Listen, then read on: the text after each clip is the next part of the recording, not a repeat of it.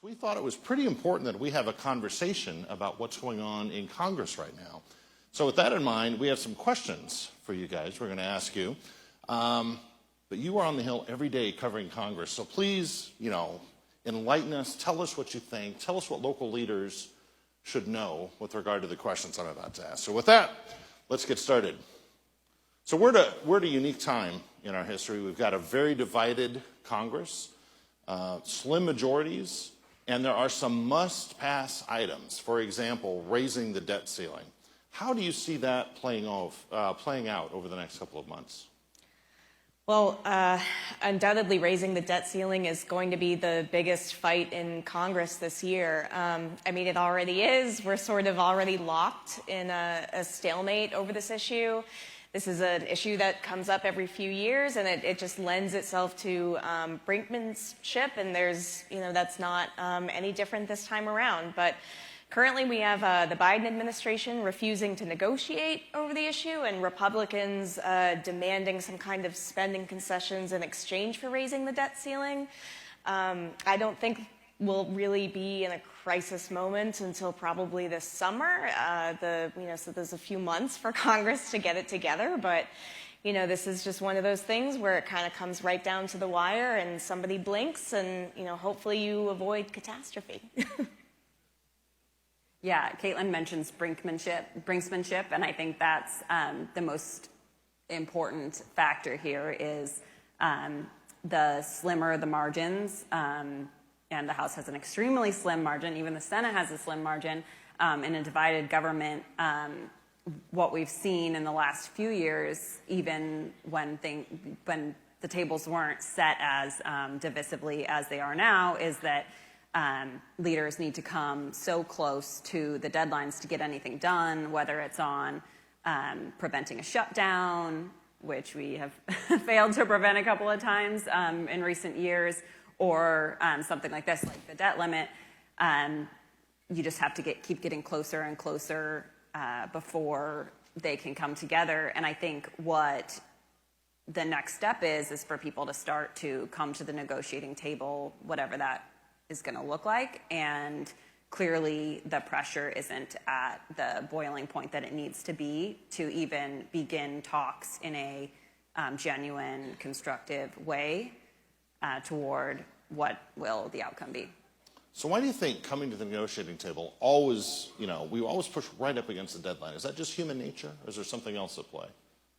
Yes, I think there is something else that's come into play here, and Caitlin and I did kind of like a down memory lane, ticking through all of the debt limit fights of the last 13 years. There were 10 different ones since 2010, and it actually surprised me because we've covered a lot of these, and I was telling someone recently, it's kind of like childbirth. You forget the trauma of living through these events, but we lived a lot of them, and the thing that surprised me most was how key now President Biden was in each of those negotiations, and he wasn't always in the same position. So he was, the broker from the White House, but 2011, I think, is what everybody talks about because that was the most economically damaging point, and that was also the point where the biggest policy concessions were made as a condition of raising the debt limit. That's how we got the 10 years of sequestration, and kind of all the fiscal drama that we lived in the decade after that stemmed from that one deal. And I think the really interesting thing was going back and remembering how Biden was a broker for the White House to the Senate, and then 2 years later, then Majority Leader Harry Reid told the president, the now president, who was then the vice president, that he could not talk to lawmakers at all because he basically thought he had given away the farm in 2011. And he said, no talks, no talks. And then Speaker Pelosi recalled how in 2011 she was asked at the very last minute on the floor by John Boehner to whip this vote and had to bring Democratic votes to the table. So I think that 2011 and 2013 contrast is what Democratic leaders really have in their minds now as they're going into these negotiations. The time that we talked, Republicans got a lot and we had to help them in the end, and the time we didn't talk, they got less and they looked worse. And so I think it's instructive to see where the White House is coming when they're saying no negotiations over the debt limit. We won't talk, we won't talk. And as everybody in America gets scared about, you know, potentially defaulting, I think it's important to kind of see where, you know, these people, this is the same, in many ways, cast of characters who have lived through this, and they've played their cards in different ways and different outcomes. Yeah. The job. So government funding is going to run in 6 months. That's basically our deadline. I used to work in appropriations on the Hill, so I've got a certain view of this. Our members certainly have a view of it. You know, appropriations is very important to people sitting in this room.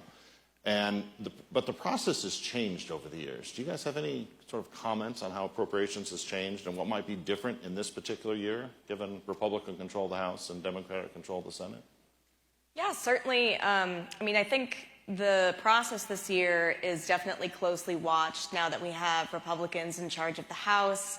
You know, that is, like Jen was saying, they have, I think, maybe a margin of error of 4 votes.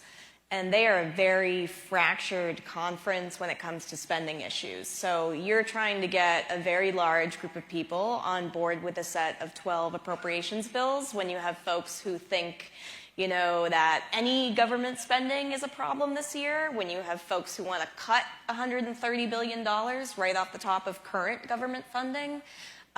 When you have folks who, you know, don't want to give the Pentagon any more money, or folks who, you know, think that the Pentagon has to be funded to keep pace with inflation. So there's just a lot of different personalities in the House to get on board with spending bills this year. So a lot of folks are watching to see if the House can even really successfully execute an appropriations cycle this year.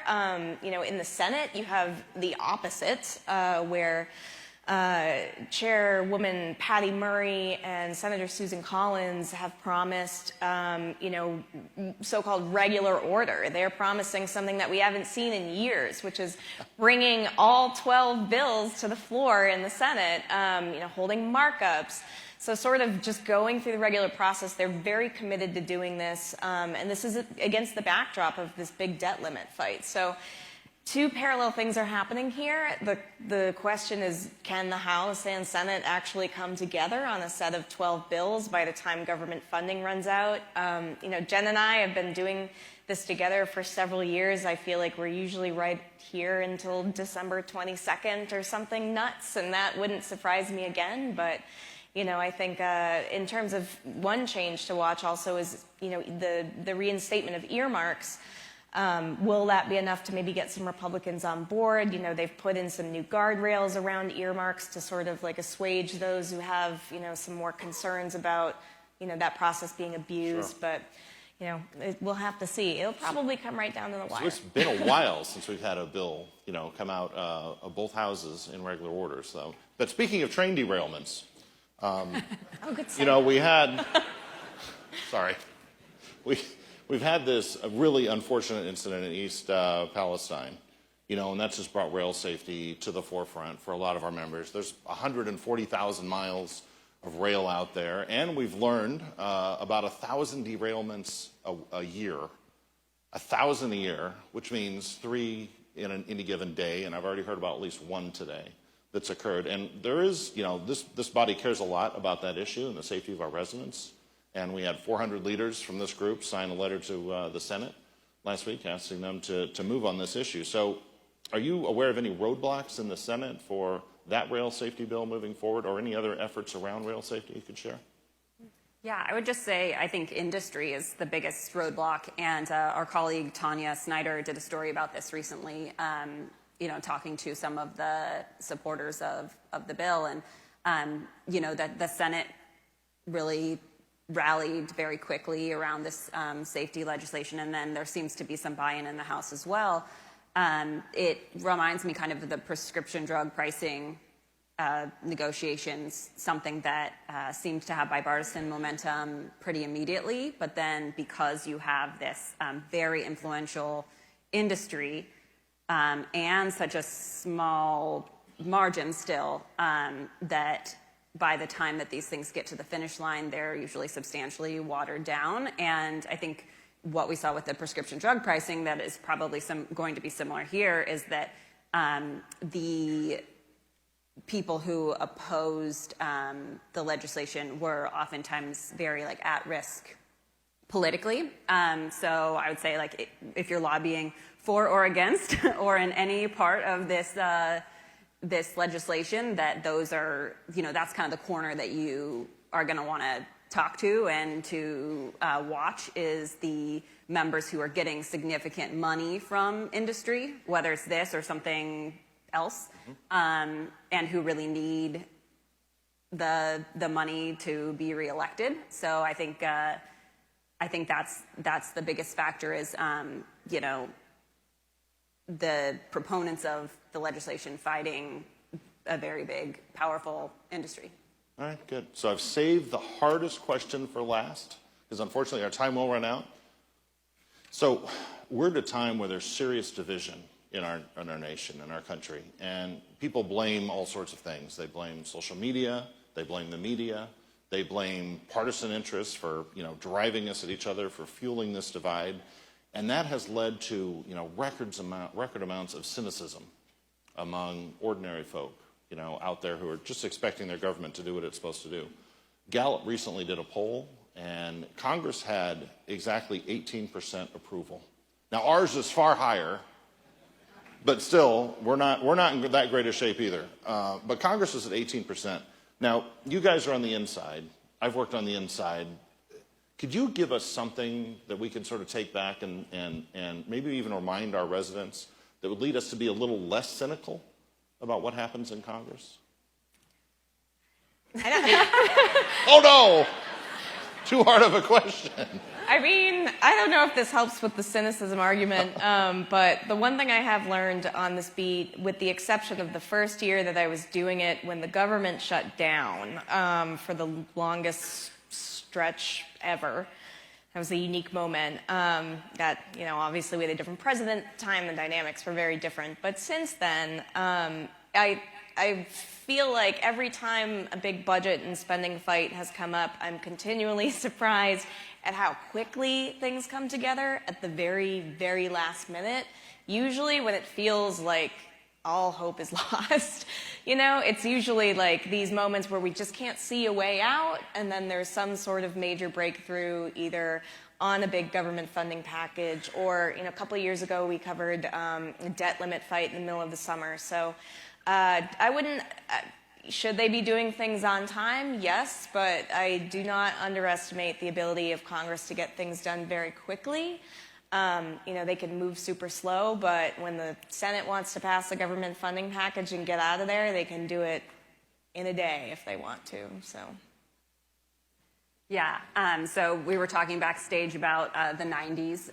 We have some experience here from appropriations in the 90s, and I think one of the key drivers of the cynicism is that things have changed, they're broken, they don't work like they used to, and like Caitlin mentioned, some of that is true. If you don't meet a deadline, you know, kind of by definition, you're not doing it right.